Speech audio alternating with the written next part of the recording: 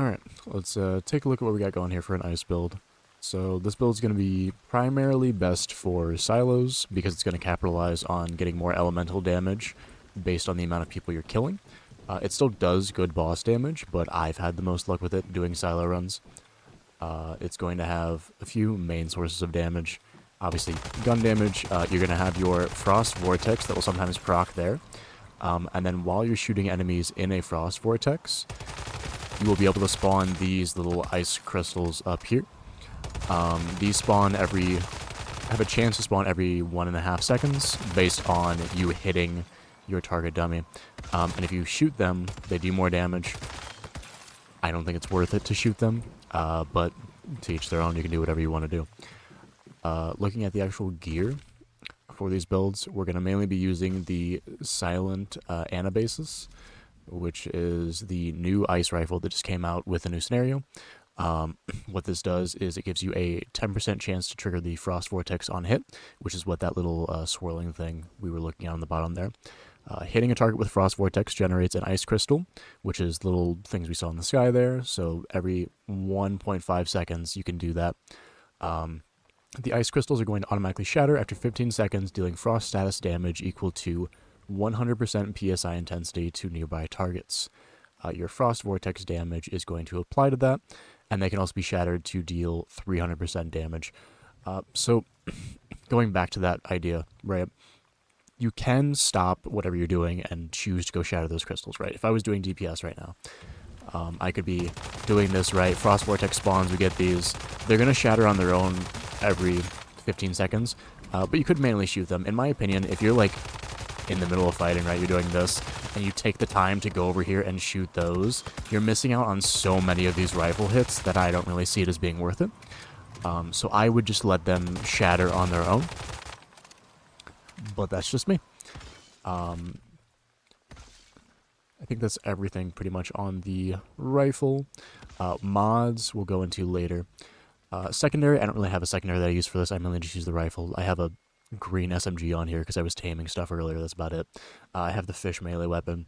I don't use melee really in this for anything, but you know, to each their own. Going on to gear, I'm using 3 pieces of the heavy duty set because their third bonus gives you, after killing an enemy, increases movement speed by 20% for 2 seconds and elemental damage by 40%. So this is why this build is going to be the best for silos, because each time you kill an enemy, it is going to buff your elemental damage by 40%, and that will just keep reprocking, right? It's going to decay over 8 seconds, but like you're going to be seeing a lot of enemies in a silo, and you're going to be hitting it pretty consistently, so you're going to have pretty good damage the entire time. The second buff is also really good for having 2 pieces of the heavy duty armor. You're going to have a 8% buff to your elemental damage. The key piece of armor that we're using is the Frost Tactical Vest. So what this does is it takes your Frost Vortexes and it makes them generate ice spikes that deal frost damage. So that's just going to add in another source of elemental damage. So that's why whenever we're doing our little Frost Vortex here, right, whenever it decides to proc, right there, we have the little ice spikes that are spawning to do a little bit of damage there. I'm also using 1 piece of the Bastille set. What this does is when your HP is above 70%, you just get a 10% damage buff.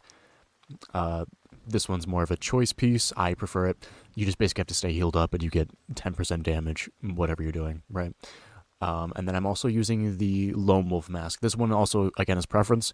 I'm using it because it gives you a 10% buff to your mag. If you have a different piece of armor you want to throw in here instead, go for it, by all means, right? Looking at the mods that we're going to be using for this. For the gun, we're going to be using the Vortex multiplier. So what this does, it increases the maximum number of Frost Vortexes +1 and makes the damage do 10% more.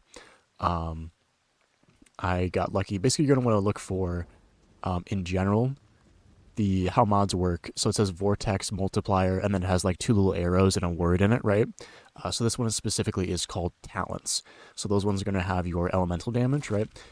If you have something else like violent, that's going to give you crit damage, etc. For our ice build, we're going to be wanting to look for either the talent of like the talent subtext of mods, or we're going to want to look for specifically, I think I have one on my face right now. You can get one that specifically says Frost Vortex, right? And that's just going to give you an attribute effect that buffs your Frost Vortex damage itself. So in the gun, we're using Vortex Multiplier. Also, everything for this build, I'm going to have linked to like a little build crafter thing, so you can just click the link to look at everything that I'm explaining here as well if you want to see it. And this is also, I'm still working on getting optimal damage for this, but figured I would just share this because I was trying to put together a build and I wasn't seeing too many videos on stuff with the new rifle. So I figured I'd throw something out there, at least what I've been working with so far. Any like suggestions or anything for how to optimize it even more, feel free to write in the comments or anything. I'm not saying this is the most optimal build. I'm saying this is something that I've put together. It works pretty well. I've been doing good damage in all my silos. So I figured I'd share it because I was having trouble finding some build stuff on Once Human. So main key piece of armor we're going to be using is the Frost Tactical Vest. I think I mentioned that. The mod in there is going to be a blue mod, and it's going to be Flame Resonance because it just gives you a 12% status buff. There's not too many good mods to go in your chest, right? The mask is going to be Lingering Frost, so what that does is the longer the duration of Frost Vortex, the higher its final damage, up to 60%, right? And then we also have the added, since it's a Frost Vortex like subtext mod, we have the added effect of it doing an extra 2.4% Frost Vortex damage. None of these mods are upgraded, by the way. I haven't gone through and upgraded. I just finished this build today, so I haven't gone through and fully upgraded all their mods. I'm normally running Unstable Bomber. This is something I wanted to mess around with the new Frost gun because I thought it would be very viable, and I'm expecting the Cradle to be really good for this in the new scenario. I'm making this in the previous scenario because I recently started playing the game, so we're a little behind on that. But moving on to the legs, we're going to be using Precision Charge. Again, I have a talents subtext of that as well. So for every 10% weak spot hit rate of the previous magazine, elemental damage plus 4% up to 24%, right? So this is just gonna, if you're hitting like your weak spots and then you're reloading, you're gonna be getting a lot more elemental damage on your next one, and that'll just keep carrying over, right? So like if we look at the dummy here, right? If I do that, if I go through a full mag right here, right? Those are hitting for like 13. And you can see like the frost ticks happening right now, right? But now they're hitting for 15, right? So that's a 200 damage per hit that's being increased, and then it goes back down to the 13, but it was only for the last couple. I'm still hitting pretty consistently for 1500 in each of these headshots, right? So it's pretty nice to have. Next, if we look at the gloves, we're going to be using Elemental Overload. I only have a resonance for this right now. I want to eventually get a talents one. I need to farm this out more. But it gives you plus 18% elemental damage. That's pretty good, so don't need to explain that one too much. In the boots, I'm using Covered Advance. So what this does is taking no damage within 4 seconds grants 20% melee weapon and status damage for 30 seconds. I was trying to decide if I wanted to use this, or the other one I was thinking about using was Ferocious Charge, because this is killing enemies within 10 meters grants melee weapon and status damage for plus 20% for 8 seconds. So it really just depends on your playstyle, right? If you think you're going to be, like for silos, for example, if you want to run this right for silos, you could reuse this because you're probably going to be killing a lot of enemies, right? And you'll be getting the status damage, but I wanted it to be kind of hybrid to where, like, when we are just fighting a random boss or something, if I can hide in a corner for a second and, like, proc this, right, I can go do an extra 20%, or even just on my walk over to a boss area, right, this is going to be procced. So it's just going to be an extra 20% damage, which I think is pretty good. Let's take a look at a few things on the gun specifically.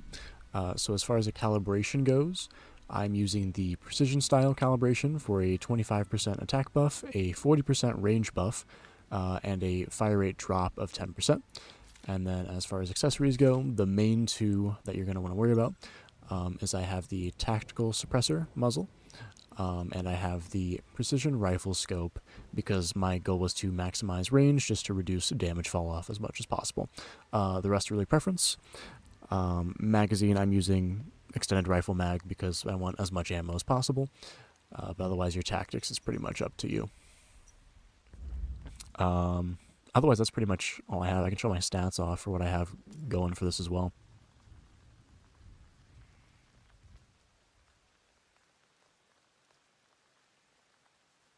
Okay, yeah. So if we look at our stats right here, we have a 57.2% frost elemental damage bonus, which is pretty decent. I still think there's ways to make this build better, but I figured, like I said, I figured I would share what I have going right now. If you guys have any questions about what I'm running, I run this and Unstable Bomber right now. But if there's any questions on anything that I've shown here, like I said, I'll link the build below, so you can also just look at it, see what I'm using my cradle. This cradle will not be updated for the new winter scenario because I haven't hopped into there yet. But if people are interested in it enough, I can update it and pop that in there once I get moved over there in a couple weeks. But otherwise, appreciate you guys checking this out. Hopefully this helps. Like I said, any questions or any specific builds you guys want me to look into, I'm willing to do it. I just need to get enough Starcross to be able to do it, you know? That's the grind right now. But so far I have a bomber one and I have an ice build that's been pretty good. I'm going to be working on an unstable bomber sniper build next, I think, that has pretty good potential to do really good damage. So I'll probably make a video on that one too. But otherwise, thank you guys for checking this out. I hope this helps, and let me know if you have any questions, thoughts, concerns, and I will see you all later.